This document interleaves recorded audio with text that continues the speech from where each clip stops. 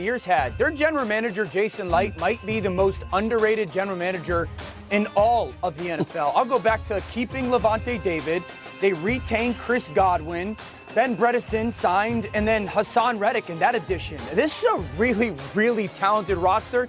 Sneaky, dangerous football team this offseason, certainly into the 2025 season.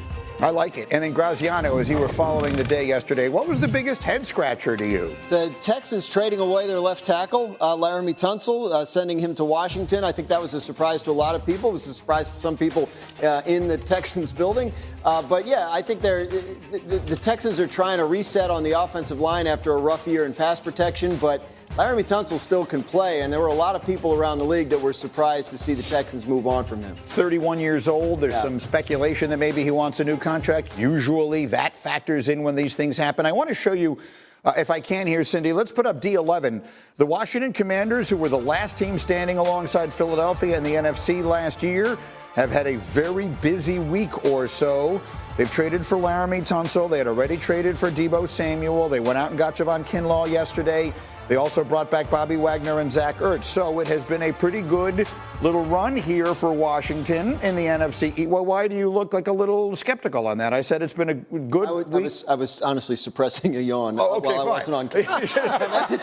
I'm very, very tired. Graziano gave me a face like, sorry. I thought you were saying you didn't like it. I wasn't on camera, so I thought I was safe. The question is, look, when the Commanders played the Eagles in the NFC Championship game, the gap appeared to be like this. Now, they did everything they could to give that game away with all those fumbles and everything else. But I like the question that's on the screen.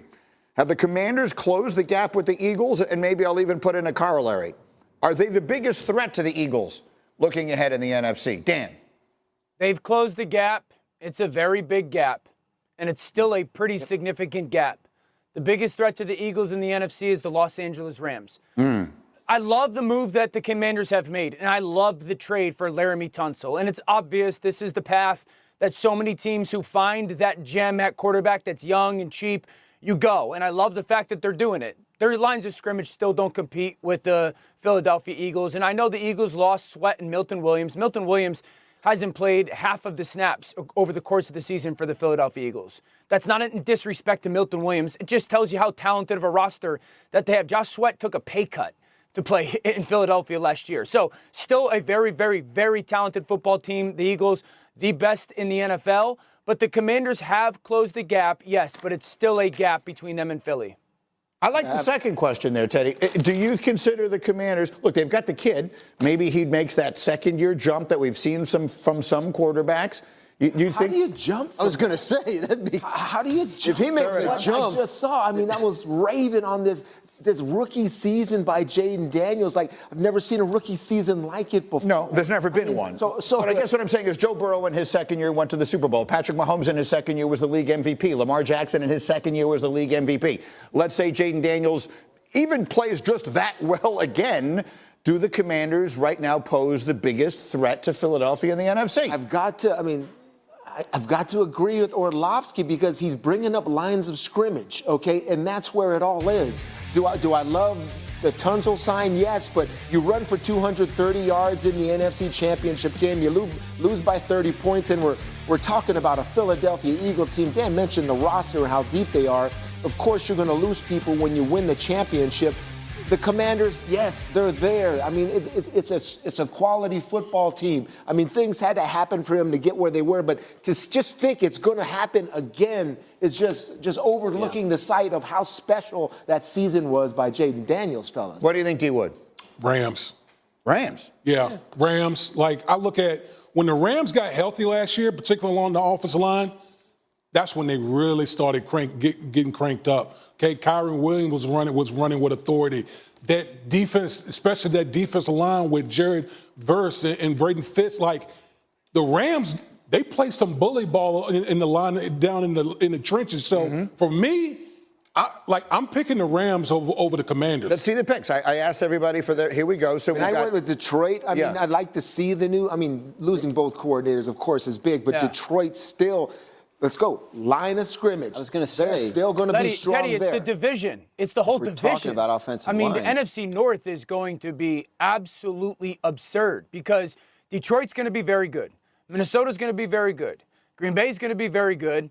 And Chicago, who was the worst team last year, could be having the best offseason out of any team in the NFL. Yes. Graziano, you still a buyer in Detroit? Yeah, I think we have short memories. We tend to forget how good Detroit was this year. And yes, the coaching staff turnover is worth watching. But if you believe in Dan Campbell and his ability to put a staff together, you feel good about that. And if we're going to talk offensive lines, this is still the cream of the crop, right? Yes. It's them or Philadelphia. So I think that travels for sure. And don't forget, Orlovsky, the rules say the Eagles can't win the NFC East next year. That is true. Because they won it this year. How many years in a row? 20 years. 20 years since anybody repeated 20 years since there's been a division. back-to-back We'll see if they can. chance. Let me quickly have found their long-term answer at quarterback in Justin Fields. Do you believe it or not? Not, absolutely not. But listen, But, this is not to disparage Justin Fields because I think he's going into a great situation for him. He'll have an opportunity this year to prove that, hey, maybe I could be the long-term guy in New York. And here's the thing that I'm curious about. We know that Aaron Glenn has talked about he wants the mobile quarterback. Mm-hmm. They're going to run the football. Yeah. How are they going to cater this offense around Justin Fields' skill set is going to determine how much success that he's going to have running this offense. I could see something where they build it like when Lamar Jackson came to Baltimore. Mm-hmm. Like that, I could see something like that happen to help this young man get going in this year with the Jets running that offense. Here's what I will say. The best running quarterback, the quarterback who runs with the football the best in the NFL is Lamar Jackson. I believe if given the opportunity, Justin Fields could be next. I think he's that dynamic with the ball in his hands. It's different from Josh Allen, but candidly, Josh Allen isn't that much bigger than Justin Fields. Justin is way bigger than people realize that he is. Justin, look, people are asking me, everyone is asking me what I think of this move. I don't like it. I love it. And here's why. Because I checked. Josh Allen wasn't available. Joe Burrow wasn't available. This was overwhelmingly the best the Jets were going to do under the circumstances they found themselves going into this offseason. It is also a commitment with almost no risk. Yeah. If it works, great. If it doesn't work, you leave wide open your optionality. This, for all intents and purposes, is a one-year commitment to seeing if you can make this work with Justin Fields. I think there was one other really big question that we'll answer in a minute. But first off, I will say this. I have been a believer in Justin Fields going back to his days at Ohio State. I think he has the moxie, the personality, the makeup, and the athleticism. We will see if he is able in this opportunity, which I think the Jets are going to give him, and to some degree he's never really had. When he got drafted in Chicago, the people who took over in his second year, he wasn't their guy, and it was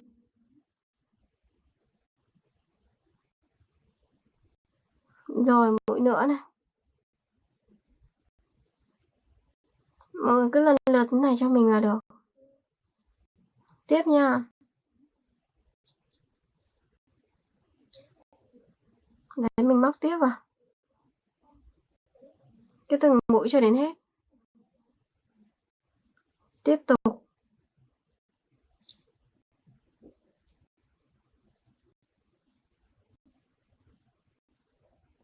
Cứ lặp đi lặp lại từng mũi. Đấy, móc tiếp những mũi tiếp theo.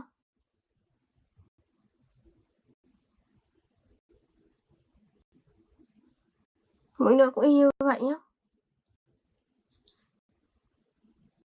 Mình tiếp tục mình móc.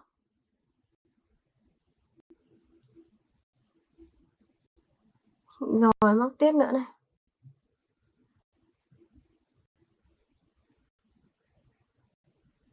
Mũi tiếp theo nha.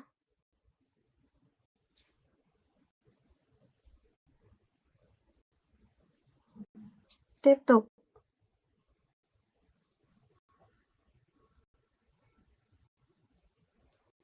Mũi nữa này.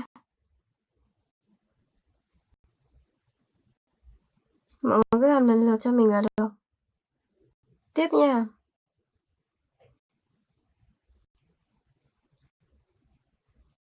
Rồi mũi tiếp theo.